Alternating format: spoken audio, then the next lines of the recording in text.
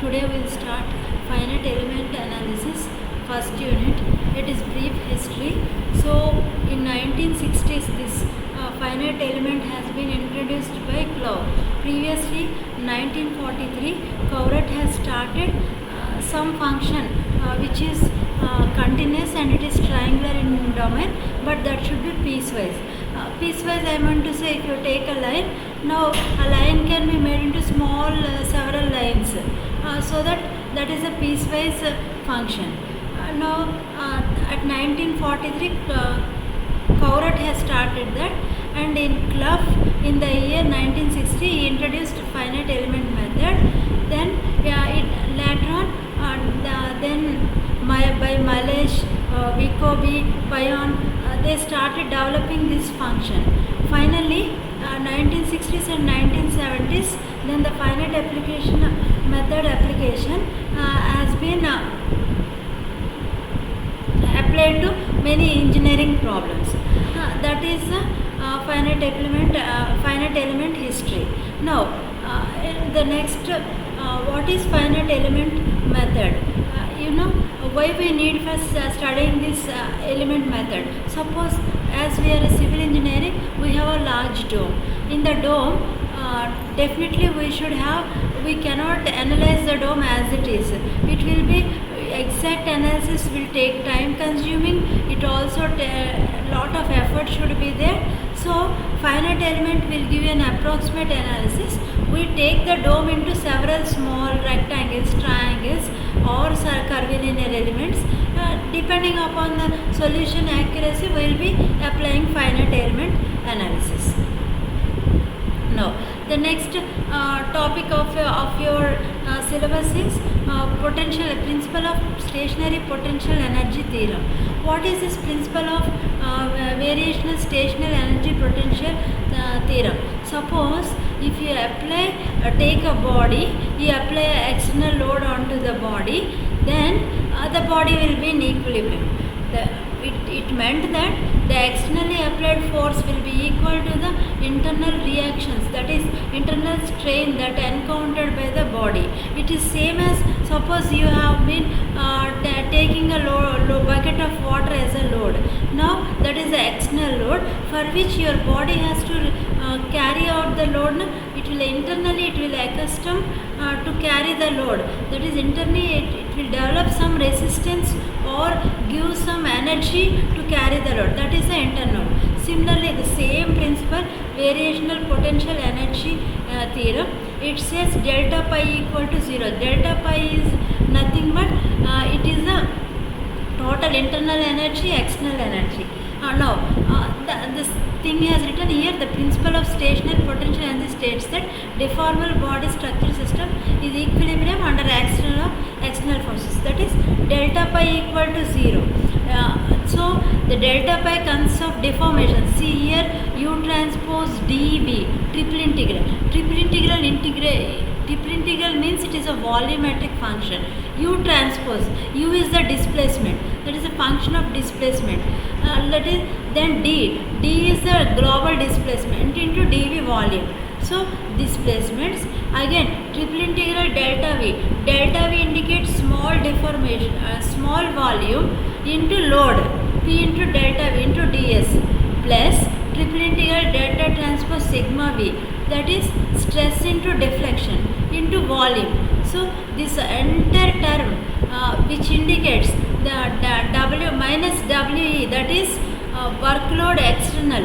Workload external is nothing but P and delta V PDS.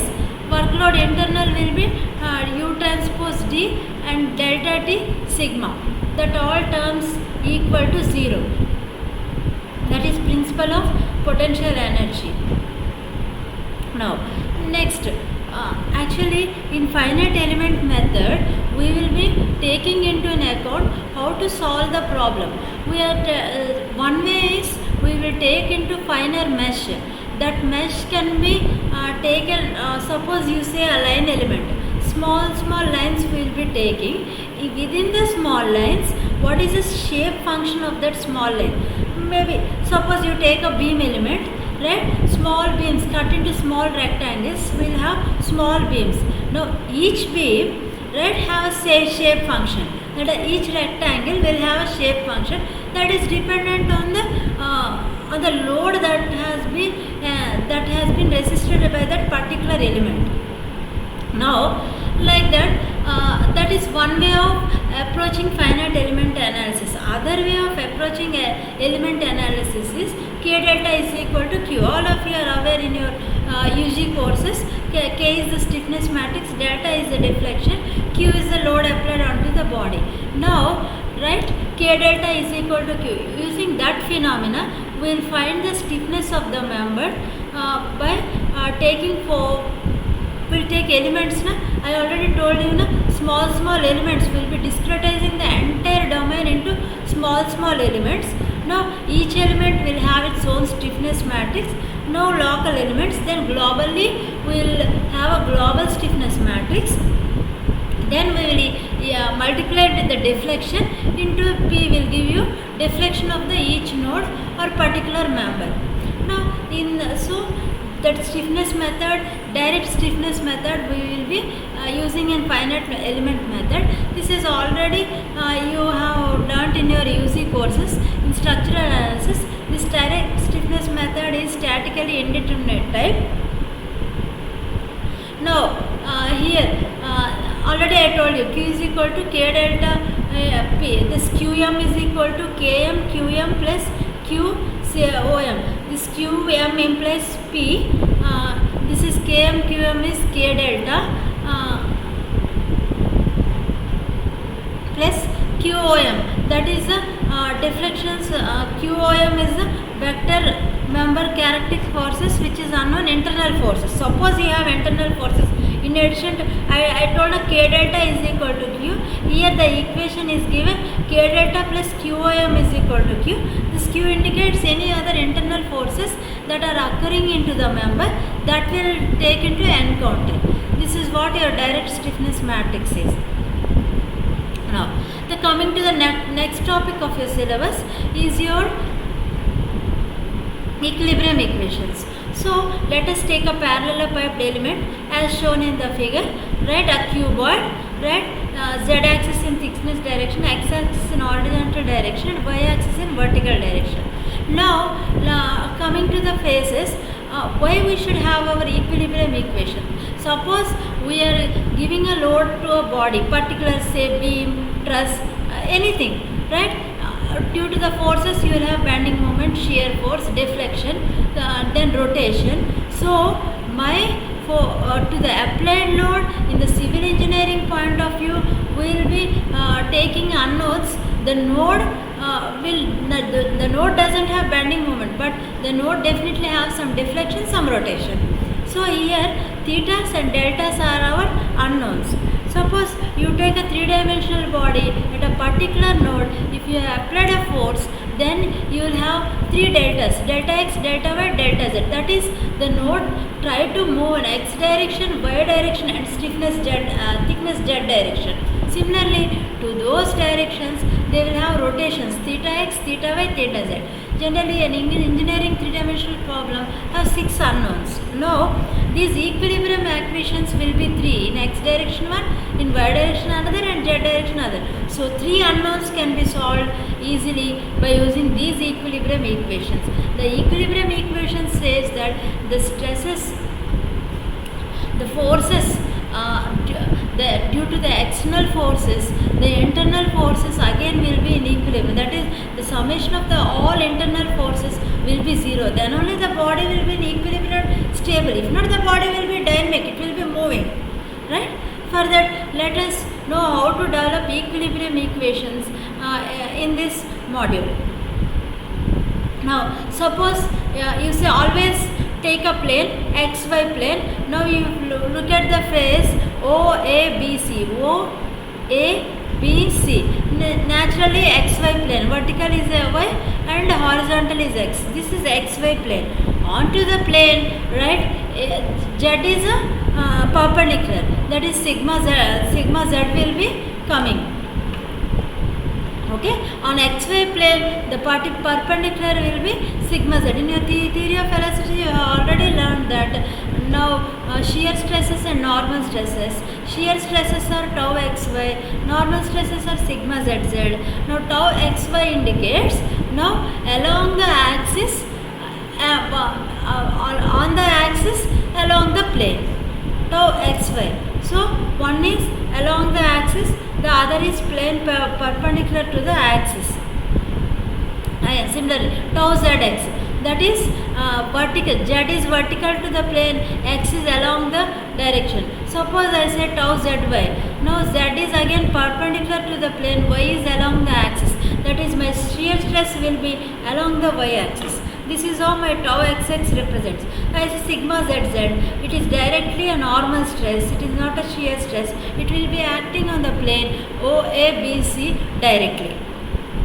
Now, in such cases, similarly, if you take FABC plane, it is an XZ plane. See, FAB,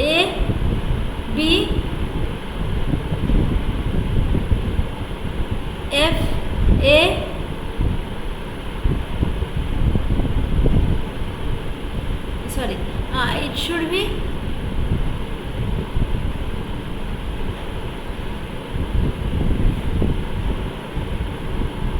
alright, I saw it's FABC, this is XZ plane. So for the XZ plane, your vertical should be Y, sigma YY will be acting, your shear stresses will be tau YZ, tau YX.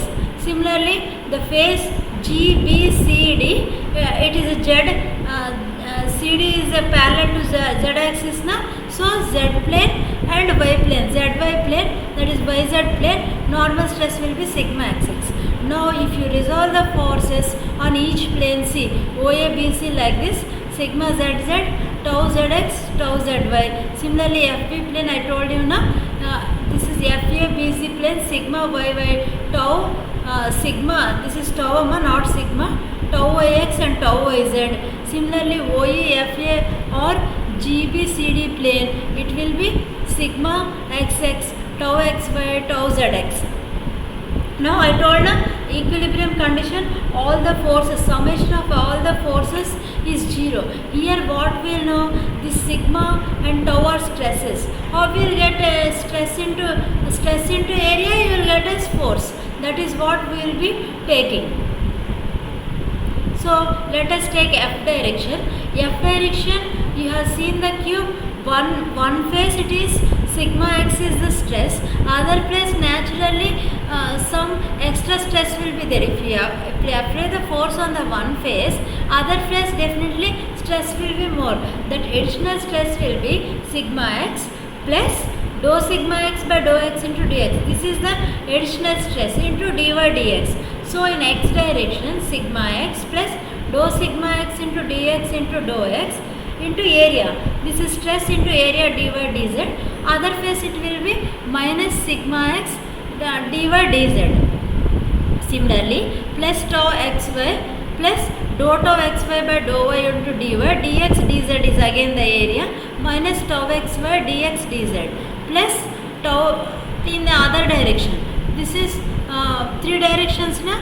This is the third axis direction. It is tau xy plus, that is see in the line you have 3 na.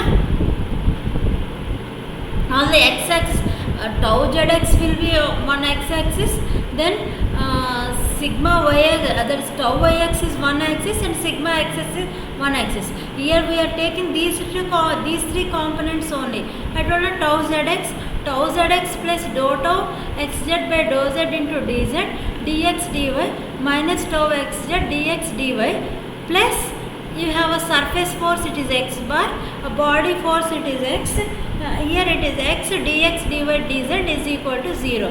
Now all the dx dy dz terms goes 0 and sigma x dx dy will be cancelled with minus sigma x dx dy. Similarly tau xy dx dz will be cancelled with minus tau x dx dz. So if you go and solve this equation, then finally we will end up with dou sigma x by dou x plus dou tau xy by dou y plus dou tau yz by dou z plus x is equal to 0. This is in x direction. Similarly, we can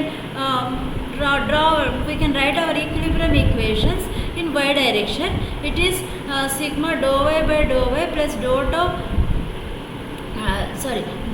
dou sigma y by dou y plus dou tau yx by dou x plus dou tau yz by dou z plus y is equal to 0. Similarly, in z direction it is dou sigma z by dou z plus dou tau z dou y by dou y plus dou tau z by dou x plus z is equal to 0, where y and z are body forces. Now it is a two-dimensional problem. Naturally your z component will be 0. Those are the equations. Suppose the body force is rho z. In a two-dimensional problem, it is dou sigma x by dou x plus dou tau xy by dou y plus rho z is equal to 0. Now let us come to know strain displacement relations. What is strain displacement relation? You know strain. Already we have learned in a theory of elasticity that strain is epsilon x dou u by dou x. That relation only I will be explaining here, where epsilon x is the strain, u is the displacement. Now these two are related. Now let us take an element like this as shown in the figure. Right, u is the displacement in one direction. Suppose an additional displacement occurs due to the applied load, it will be dou u by dou y. In u direction it is dou u by dou x. Additional displacement in u direction will be dou u by dou x. Suppose the body is making an angle, then the angular variation is dou u by dou y. It is not the straight variation, the angular variation is dou u by dou. Similarly, v plus dou v by dou x, right? Dou v by dou x is this angular variation, not the straight variation. The straight variation should be u plus dou u by dou x, v plus dou u by dou y. Remember like that. Now, strain is what? Simply, you need not go into all this theory. Strain is simply change in length by original length. Now, if you apply a force on u direction on a body, it is moving like this, then your original length of the body is dx, right? Change in length should be something dou u by dou x. This part, the change in straight part, dou u by dou x into dx. Change in length by original length. So, therefore, strain in x direction epsilon x is equal to dou u by dou x. Similarly, epsilon y is dou v by dou y, and epsilon z is equal to dou omega by dou z. Now let us find out shear strain. Shear strain, I told you now, the variation along the x-axis will be with respect to y. So your gamma xy will be directly dou u by dou y plus dou v by dou x. So similarly, gamma yz is equal to dou v by dou z plus dou omega by dou y. Gamma zx is equal to dou u by dou z plus dou omega by dou x. Now, the next we have discussed about direct stiffness method. In the stiffness method, you will have small elements, then you will have a global stiffness matrix. Now, this topic is global stiffness matrix. How we will have global stiffness matrix? Now, if you look at this beam here, it is discretized. Now I am explaining in the figure what is discretization. The discretization is, it is discretized into two elements.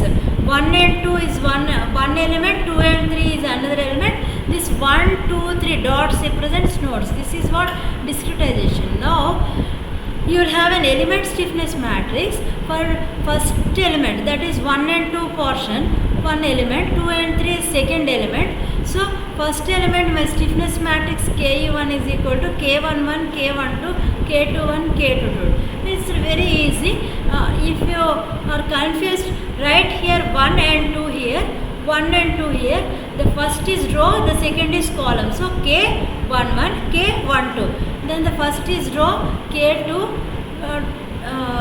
first is row, second is column, 2, 1, K22 similarly. So Ke1. Similarly, you will have Ke2. Ke2 will be K22. Suppose 2, 3, 2, 3 na K22, K23, K32, K33.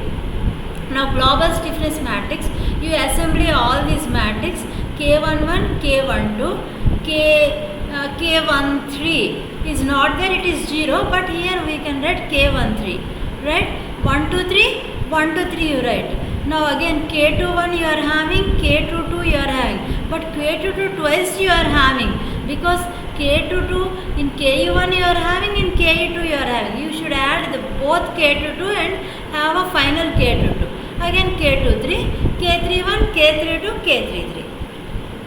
Here if you understand, K13 and K31 are zeros.